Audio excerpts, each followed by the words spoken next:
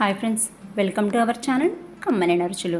నేను ఇవాళ సమ్మర్ స్పెషల్గా కూల్గా మంచి టేస్టీగా ఉండడంతో పాటు ఒంట్లో వేడిని పూర్తిగా తగ్గించి నీరసాన్ని పోగొట్టి మంచి బలాన్ని ఇచ్చే రెసిపీ చూపించబోతున్నాను. అదే సగ్గుబియ్యం దద్దోజనం. టేస్ట్ అయితే సూపర్గా ఉంటుంది. ప్రాసెస్ కూడా చాలా సింపుల్గా ఉంటుంది. దీనికోసం ముందుగా మనం ఒక ప్యాన్లోకి 1 కప్పుతో సగ్గుబియ్యాన్ని తీసుకొని సన్నని మంట మీద రోస్ట్ చేసుకోవాలి. సగ్గుబియ్యం ఏమాత్రం రంగు మారకూడదు, అలాగే పచ్చన్నదే ఉండకూడదు. సన్నని మంట మీదే వీలైనంత వరకు కలుపుతూనే ఫ్రై చేసుకోవాలి. అప్పుడైతేనే సగ్గుబియ్యం లోపల వరకు చక్కగా ఫ్రై అవుతాయి, మాడిపోకుండా ఉంటాయి. మీరు 1 నిమిషానికి మించి గ్యాప్ తీసుకున్నా సరే వెంటనే అడుగు పట్టేస్తాయి. కాబట్టి నిమిషానికి మించి బ్రేక్ అస్సలు తీసుకోకూడదు. అంత ఫాస్ట్గా వీటిని కలుపుతూనే ఉండాలి.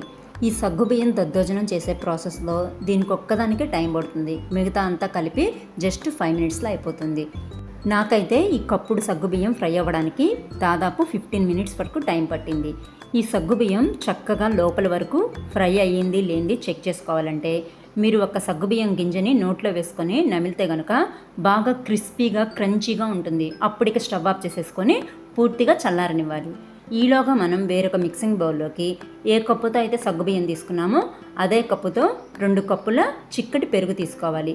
ఈ పెరుగుని సాల్ట్ వేసుకోకుండా విస్కర్తో కానీ లేదా ఇలా కవ్వంతో కానీ ఉండలేమి లేకుండా చక్కగా మిక్స్ చేసుకోవాలి.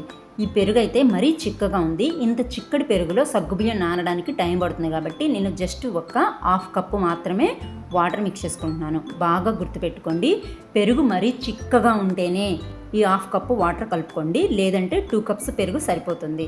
ఇదంతా చక్కగా మిక్స్ అయిపోయినాక కవ్వాన్ని తీసి పక్కన పెట్టేసుకొని మనం ముందుగా వేయించి పక్కన పెట్టుకున్న సగ్గుబియ్యాన్ని బాగా చల్లారినాయో లేదో పూర్తిగా చెక్ చేసుకున్నాకే చల్లారిన తర్వాత మాత్రమే ఈ పెరుగులో యాడ్ చేసుకోవాలి. ఒకవేళ ఎండలు ఎక్కువగా ఉండి చల్లారడానికి టైం పట్టిందనుకోండి, ఒక్కసారి చన్నీళ్ళతో వాష్ చేసేసి అప్పుడు సగ్గుబియ్యాన్ని ఈ పెరుగులో యాడ్ చేసుకోండి. అంతేగాని మనం సగ్గుబియ్యం ఏమాత్రం వేడిగా ఉన్నా సరే పెరుగులో అస్సలు యాడ్ చేసుకోకూడదు. ఇప్పుడు దీన్ని మూత పెట్టేసి 2 అవర్స్ పాటు రెస్ట్ చేయాలి. అప్పుడైతేనే సగ్గుబియ్యం చక్కగా నాని పెరుగంతా ఇముడ్చుకుంటాయి. ఇక 2 గంటల తర్వాత ఒక పోపు గంటలో జస్ట్ ఒకే 1 టేబుల్ స్పూను ఆయిల్ వేసుకొని హీట్ అయినాక ఆవాలు, మినపప్పు, జీలకర్ర, పచ్చిశనగపప్పు వేసి పోపు పెట్టుకోవాలి. పోపు కాస్త ఫ్రై అయినాక జీడిపప్పులను కూడా యాడ్ చేసేసుకొని ఒకసారి చక్కగా మిక్స్ చేసేసుకొని ఫ్రై చేసుకోవాలి. పోపు గింజలు ఫ్రై అవ్వడానికి కాస్త టైం ఎక్కువగా పడుతుంది, కానీ జీడిపప్పు మాత్రం తొందరగా ఫ్రై అయిపోతాయి. కాబట్టి ముందుగా పోపు గింజలు వేసుకొని ఆ తర్వాత కొద్దిసేపటికి జీడిపప్పు, ఆ తర్వాత ఎండుమిరపకాయలు రెండింటిని వేసుకోవాలి. ఇప్పుడు ఈ పోపు అంతా చక్కగా ఎర్రగా ఫ్రై అయినాక సన్నగా కట్ చేసి పెట్టుకున్న లేదా తురిమి కానీ దంచి కానీ పెట్టుకున్న 1/2 టేబుల్ స్పూను అల్లం తరుగుతో పాటు 2 టేబుల్ స్పూన్స్ పచ్చిమిర్చి తరుగు కూడా వేసేసుకొని ఒకసారి మిక్స్ చేసేసుకొని 1 రెమ్మ కరివేపాకు కూడా వేసేసుకొని ఇంకొకసారి మిక్స్ చేసేసుకొని పోపు చక్కగా ఫ్రై అయినాక స్టవ్ ఆఫ్ చేసేయాలి.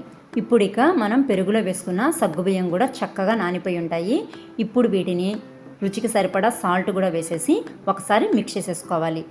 దీన్ని మనం కన్సిస్టెన్సీ చెక్ చేసుకొని మీకు సరిపోయిద్ది అనుకుంటే ఇలాగే ఉంచేసుకోండి, లేదంటే చిల్లుగా ఉండే 1/2 కప్పు వాటర్ కూడా పోసుకోండి.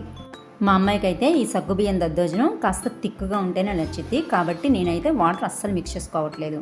ఈ సగ్గుబియ్యం దద్దోజనం పర్ఫెక్ట్ టేస్ట్లో రావాలంటే పెరుగు మాత్రం చక్కగా ఫ్రెష్గా ఉండాలి. అప్పుడైతేనే టేస్ట్ పర్ఫెక్ట్గా వస్తుంది. చూసారా, చూస్తుంటేనే నోరూరిపోతుంది కదా.